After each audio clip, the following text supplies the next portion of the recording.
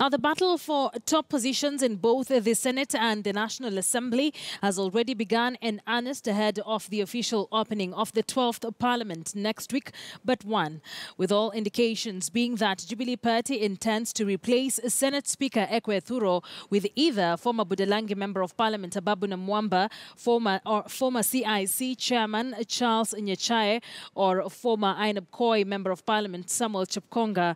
National Assembly Speaker Justin Muturi and Majority Leader Aden Duale are set to retain their seats. And as our senior political affairs reporter Chris Thairu now tells us, legislators are also lobbying to lead some of the powerful committees in both houses. With exactly 22 days before the deadline for the 12th Parliament to hold its first sitting, members of Parliament-elect have already started lobbying for various top positions in both the National Assembly and the Senate. Mr. Speaker! At stake are the positions of Speaker, Deputy Speaker, leaders of majority and minority, as well as their deputies. In the Senate, Speaker Ekwe Thuro's seat has attracted at least 3 other candidates, with sources within Jubilee circles intimating to KTN News that he is set to be replaced for his perceived non-commitment in campaigning for President Kenyatta and the Jubilee Party in the polls. Those being fronted for the position include former Budalangi MP Ababu Namwamba, former CIC Chairman Charles Nyachae, and former Ainab Koi MP Samuel Chepkonga. Those lobbying for Ababu and Nyachae argue that although they lost the seats they were vying for, they managed to deliver the president's vote in both Kisii County and the Western region. And if the leadership was to be fair, was to look at the sharing of the positions that are available in the Senate on the proportion of representation by way of regions so that there is balance. That will be in consonance with the principle of regional representation as required by the Constitution of Kenya. The position of Deputy Speaker in the Senate, which was left vacant by outgoing Murang'a Senator Kembi Gitura, has attracted 2 contenders.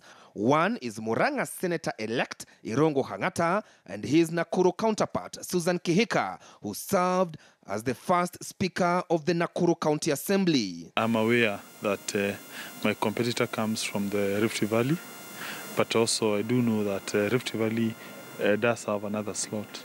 That is the slot of the Chief Whip currently being held by Murkomen. And therefore, if the Deputy Speaker seat goes back to the Rift Valley region, there will be some imbalance. What is critical is that we must remain focused on the fact that whoever is assigned a duty, whoever is assigned a role to play in the National Assembly must be able to play that role well. Still in the Senate, Majority Leader and Tharaka Nithi Senator-elect Professor Kithure Kindiki and his deputy Elgeyo Marakwet Senator Kipchumba Murkomen are poised to retain their seats. The Merus have earned the position of the leader of majority. The indivisible minimum that we will be asking is for maintenance of the status quo because that position was reserved last time for the Merus, and the Merus have really delivered for Jubilee. In the National Assembly, Speaker Justin Muturi and Leader of Majority Aden Duale are set to retain their positions, given the manner in which they have been holding brief for the Jubilee administration for the past 4.5 years. However, the position of Deputy Speaker, which was held by Bomet Governor-elect Joyce Laboso, is said to have been reserved for women legislators. In the opposition, Bungoma Senator Moses Wetangula is likely to be retained as Senate Minority Leader, while his Siaya counterpart, James Orengo, will either deputize him or be considered for Senate Minority Whip, which was held by outgoing Machakos Senator Johnson Muthama. Putting in check a government, oversighting a government just requires dedication and commitment on the part of members of Parliament.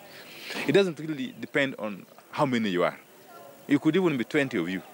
And if you're committed, if you're determined, if you're focused, that role can be played very well. Yeah. It's not about numbers, it's about quality. So we are confident that we are going to perform our functions in the Assembly despite our sliding numbers.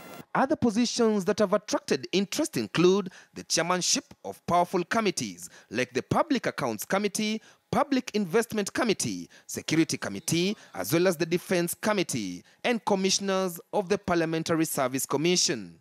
Given that Jubilee Party enjoys majority of support in both the National Assembly and the Senate, those will be lucky to be fronted by the party to fill those positions will most definitely carry the day.